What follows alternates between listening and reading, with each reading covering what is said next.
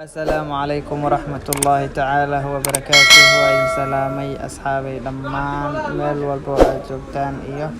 si walba maqalkayga iyo muuqaalkayga oo idin soo gaarayo run ahaantii waxaan jeclaystay in aan idinla wadaago muuqaalkan waa xafiiskeena aan ku hagaajino taleefannada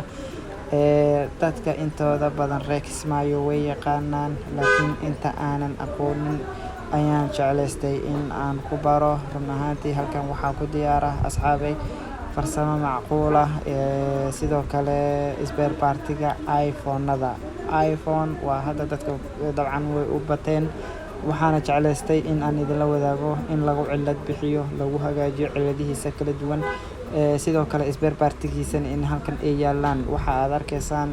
macnaha maaragtay meesha ka muuqda waa spare partigiisa sidoo kale halkan waxaa yaala bateriyadiisa ay nooc iPhone 6 ha ahaado 7 ha ahaado 8 ha ahaado 5 ha ahaado 4 ha ahaado waa ka 8G dhammaan waa ku diyaar halkan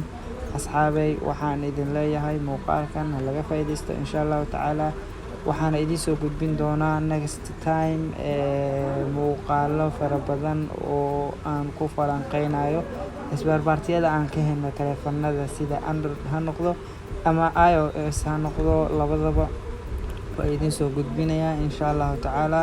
ka faa'iideysi wacan. Assalaamu calaykum.